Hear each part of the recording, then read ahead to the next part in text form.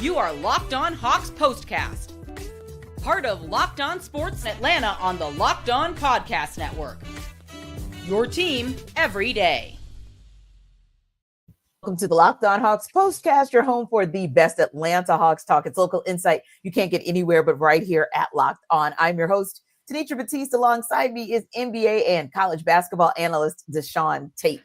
The NFL playoffs are almost here, but it's not too late to get in on the regular season action with FanDuel, because right now, new customers can finish the season strong with $250 in bonus bets if your first $5 bet wins. So visit FanDuel.com to get started. And the Locked On Hawks Postcast is part of the Locked On Podcast Network, your team every day. So home is where the heart is for these Hawks, it seems. We'll talk about that. And is it a gift that keeps on giving or one that should be given away? We'll discuss. But first, let's talk takes on the Hawks' 117-104 win over the Minnesota Timberwolves tonight. And Tate, you said your take on this game was the Hawks displayed a refuse to lose mentality. Yeah, and I think that that's something that they had needed. You know, I did see some instances in some other games where I felt like they had kind of taken the lead and kind of given it away, or just didn't appear to be as adamant about or just put in as much energy. I think not long ago we had a conversation about energy, something I don't think they could afford on tonight, especially coming off of, you know, a 3-game losing streak. Sure. They really needed this one for the, you know, obviously second game of 4 consecutive at home, I think it is. But you know, it was interesting to see, you know, especially in the beginning of the game, because you had somebody like a Trae Young, who we've talked about before. We've gotten really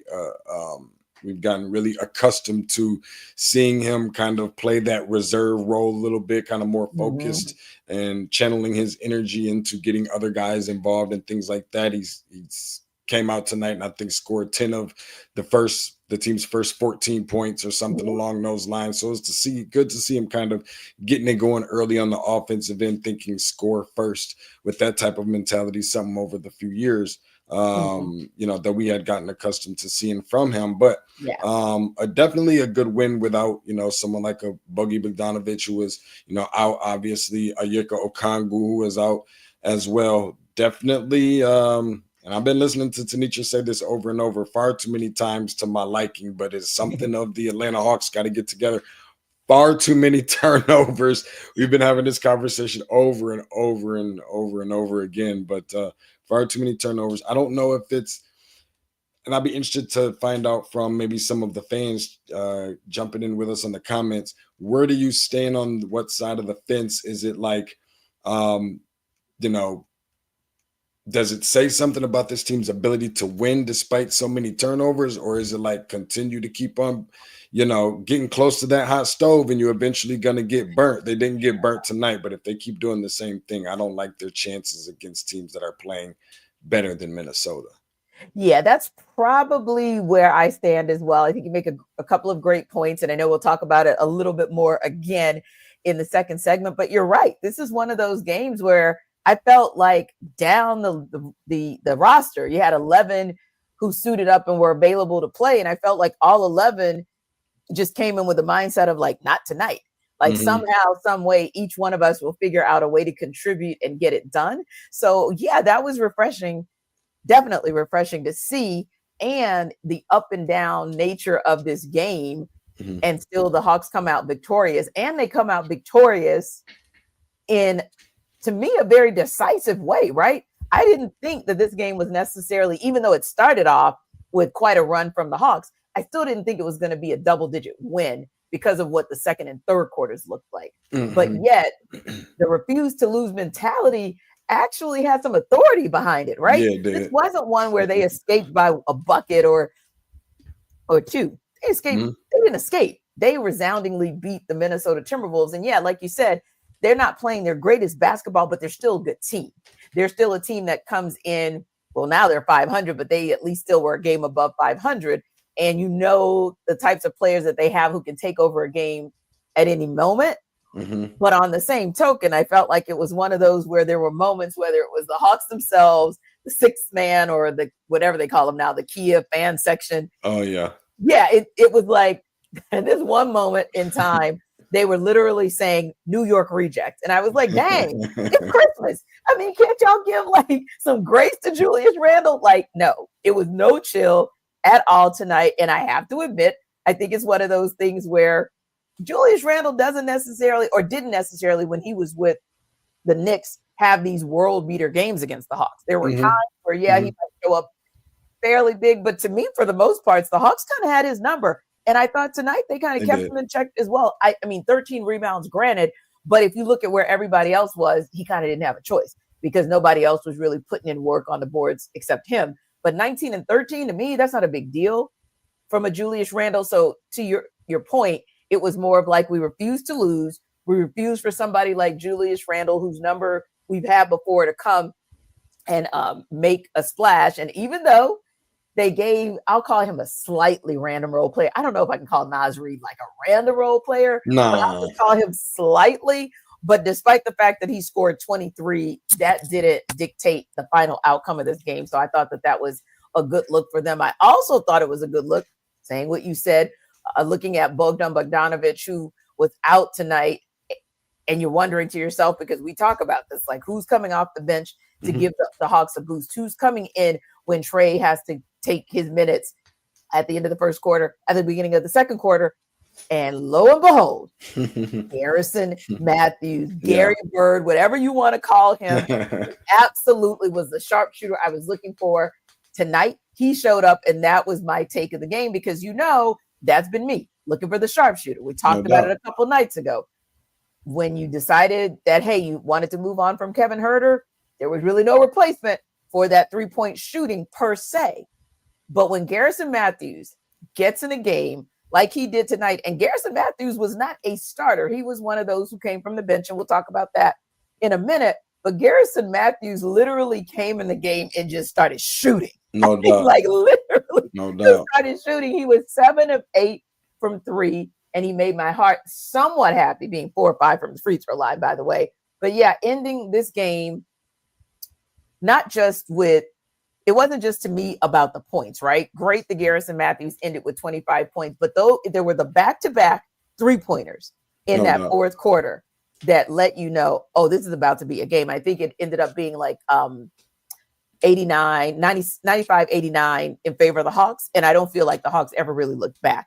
So I was excited that there was a guy who wasn't DeAndre Hunter or who wasn't Bogdan Bogdanovic, because I think you and I have come to look to those guys as the ones who really kind of pick up the bench. And on some nights, it can even be a Larry Nance Jr. He's had a couple of nice games of late as well. But for it to be Garrison Mathews, I felt like that just had to be my take tonight, because I was so excited to see a guy other than somebody from the second unit that we talk about be that guy. Because think about this. The Hawks started off in a very good place, and I don't want to give too much because I want to go back to this in the second seg, but they started off in a really good place as far as shooting from the three, 64% from the three-point line in the first quarter. But then DeShaun, they get to that second quarter, and it's 25% from the three-point line. In the meantime, the other team, Timberwolves, get at it, and they literally hit 8 threes in the second quarter, scored 36 points, and that's what shifted the game so that the Hawks went into halftime 3 points down. But when you go into halftime 3 points down, you go into the fourth quarter 3 points down, but you come out the victor 14 points up, that's pretty darn impressive. And that means 13 points up. That means somebody absolutely went off behind the perimeter, and that guy tonight was Garrison.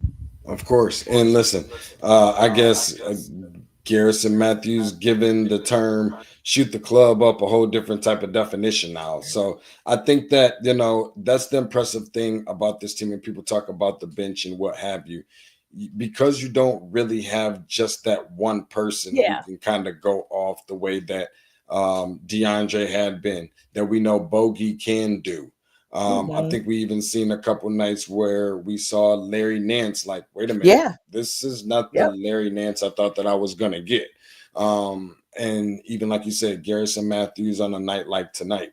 And, you made so many good points. I think that's the reason why that the Atlanta Hawks did so well on particular players. Like it felt like it was playing against Julius Randle almost felt very much like Karl Anthony Towns, ironically and coincidentally Yes. enough, the two guys who got traded for one another. Yep. The Hawks just happen to have their number. And I want to say something real quick before we jump around, is that I'm glad to see that the Atlanta Hawks fan base and Hawks Nation embraced Anthony Edwards for a homecoming, but to distance, to a degree.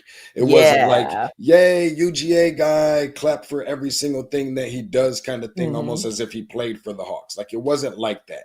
People are glad to see him here. It was nice to see him come back home, a homegoing. He's one of the most, athletic or just entertaining athletes, and not just in the NBA, but in sports in general. So good to see him back, but there's no question we want to get a win. So I think it was also a good win, and I'll close on this note for the Atlanta Hawks, because you have a player like Anthony Edwards who is just pure electrifying, and everybody loves, one of the best scorers in this league, pure scorers. Then you have the reigning defensive player of the year in Rudy Gobert. You also have, I think, was the reigning sixth man of the year in Naz Reid. So all of these different things, and a team that just coming off of, I think, a Western Conference Finals appearance. So all of these things collectively, I think it was good to see the Atlanta Hawks get a win at home. Indeed. And home court was a bit of an advantage for the Hawks tonight. We'll break down why in the N1.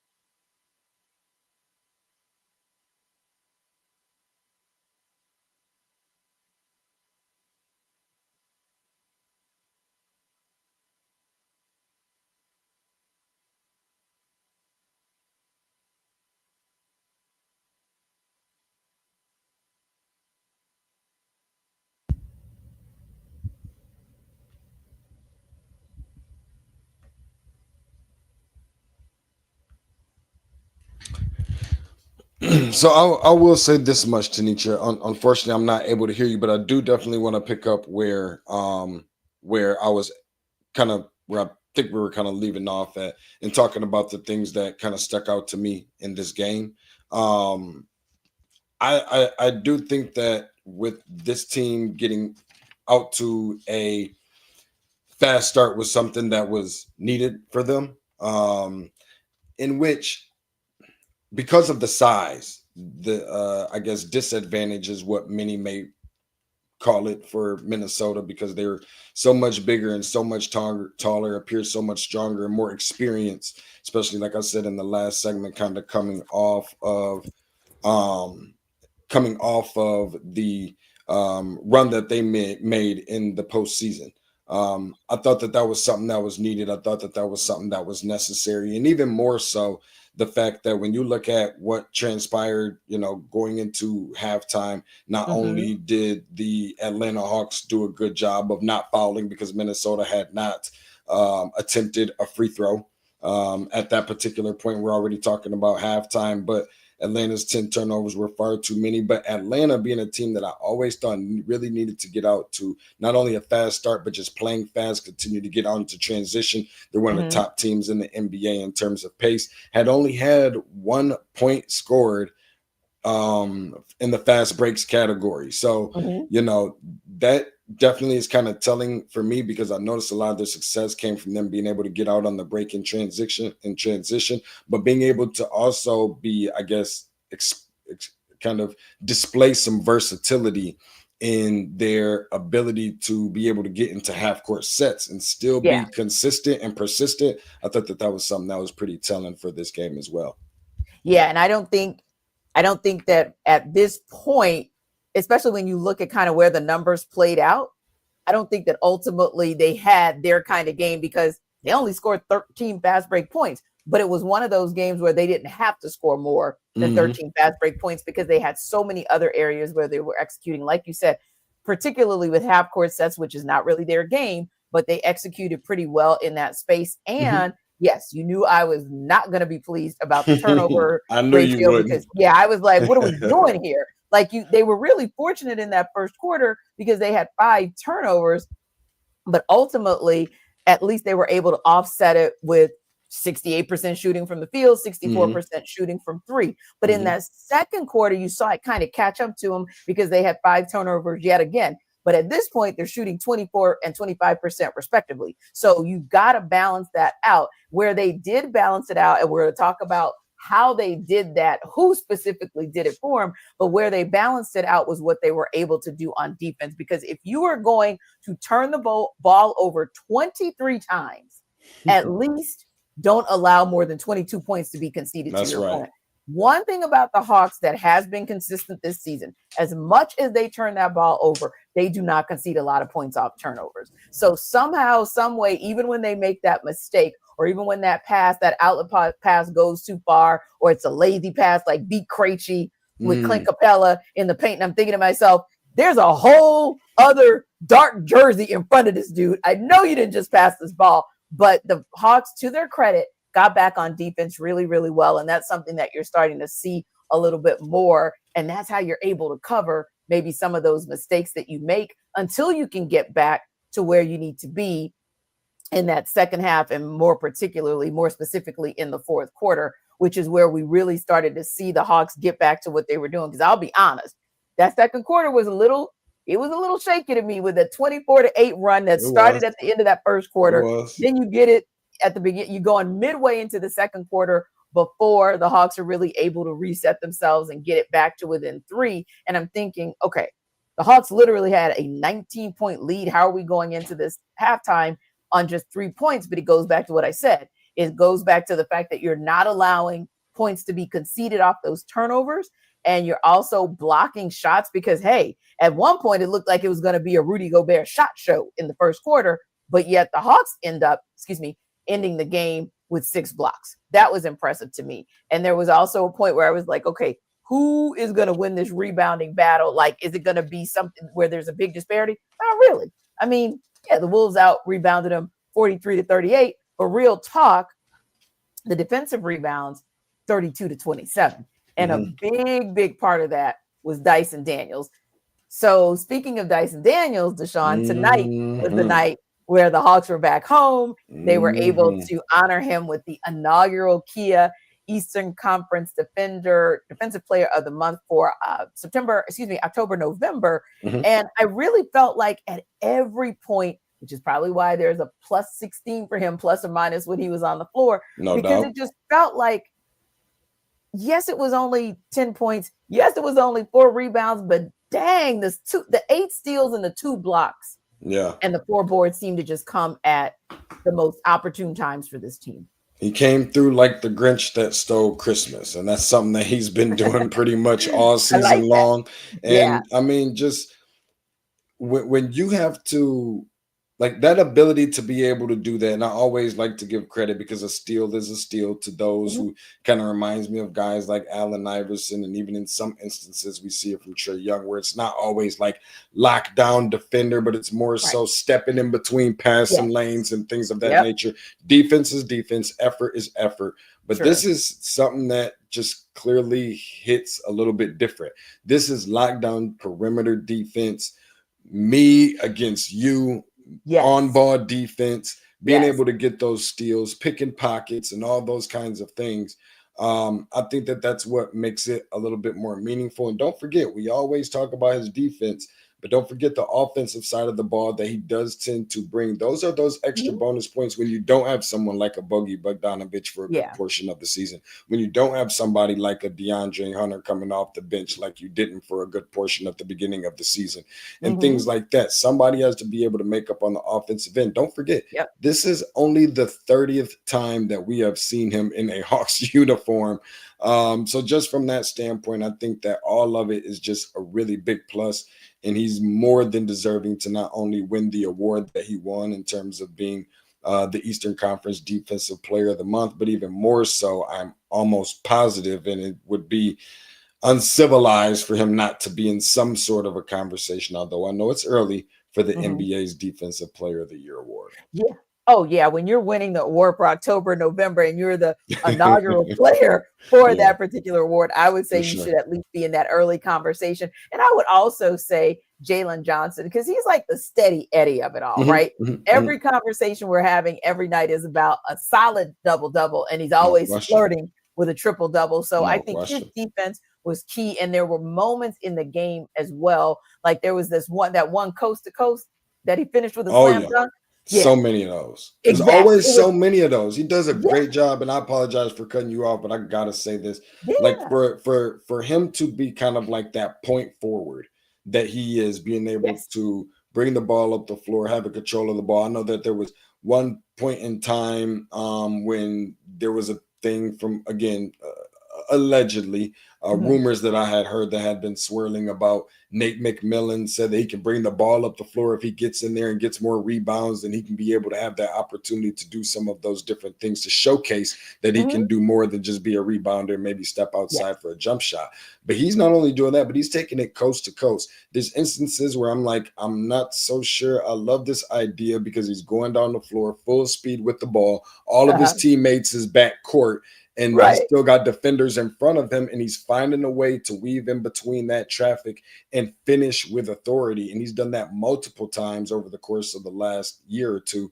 So credit to him for that fearless, type of play. And a lot of, he may not, I don't know if it's that he doesn't necessarily pop out at us because we just kind of gotten used to him, relied upon him doing this so much that sometimes we forget how special it is that he's able to do this on such a consistent basis. That's why I wanted to call him out before we wrapped up talking about the defensive side of the ball, because I don't want it to get lost in translation what this guy does. And the fact that, let's just say, there's another gentleman in the front court who will have bunny opportunities that don't quite land in his favor. But when Jalen Johnson goes full speed, or when he's trying to hit a bunny or there's an alley-oop coming his way, I always just feel like more often than not, it's going to play out positively for him. And that means it's going to play out positively for the Hawks as well. Now, what might not play out so positively is the thought of whether or not there's a gift that the Hawks have at the arena, that is, that keeps on giving, or if it's one that we need to give away. We will discuss when we come back.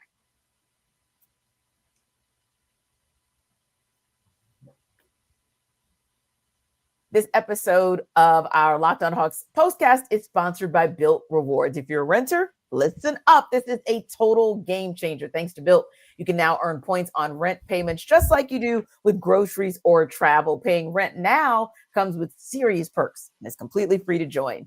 Earn valuable Built points on your rent and everyday spending at no extra cost. Redeem points towards flights, hotel stays, and even future rent payments with over 500 airlines and 700,000 hotels in their program. The possibilities are endless. You can access unique experiences that are exclusive to Built members. And hey, if you love using points for travel, Built makes it easy to turn those points into rent, into rewards. So if you're already paying rent, Why not make it work for you? Start earning points on rent you're already paying by going to joinbuilt.com/lockedonnba. That's joinbuilt.com/lockedonnba. Make sure to use our link so they know we sent you. Don't wait. Start earning your rewards today.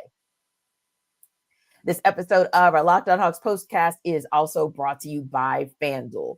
The NFL playoffs are almost here. Just 2 more regular season games left, and then we are off to the races to the postseason. But it's not too late to get in on the regular season action with FanDuel, America's #1 sportsbook, because right now, new customers can finish the season strong with $250 in bonus bets if your first $5 bet wins. Now, FanDuel has many ways for you to pick up a W.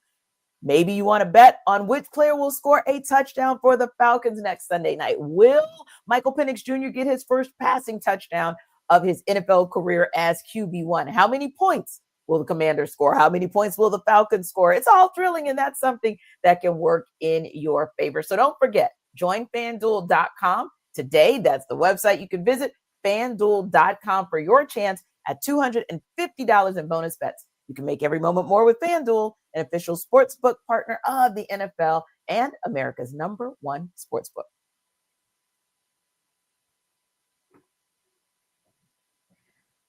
So tonight, there wasn't that much controversy over this because the Hawks won 117-104. In case you missed the final, they beat the Minnesota Timberwolves. But on the same token, there was a little bit of controversy about the gift that I don't know, DeShaun, if you think it keeps giving or if you think it's not giving so much, but it's that darn swag surf, right? And so I thought about it yesterday because it's interesting to see a swag surf in a football stadium, which is what we saw at the Falcons game yesterday afternoon, fourth quarter, when you kind of knew the game was in hand. So tonight, of course, the traditional swag surf between the third and fourth quarters at the Hawks game transpired. But some people are still like, you know what, win or lose, we just want to retire the darn thing. We just want to retire it. But we most definitely want to retire it when this team loses. But do you have a dog in the race? Like, do you care one way or the other about that swag, sir? I don't know. It's just so much fun to do it. Like, it's just the most Atlanta thing ever. So I enjoy it. And I like how, the arena goes blue and everybody's into it. Even the people who I'm like, okay, you have no idea what you're doing. You have no idea how to swag surf, but it doesn't matter because everybody's having fun, whether you have the rhythm or you don't. Most people, I feel like, don't for some reason, or my eyes always go towards those who don't. People. And it's always but it's a fun thing. I get it from a standpoint of, when you're down by a certain amount of points, and maybe that could be something that can be implemented in the rule. And I know all this sounds really stupid, but you know what?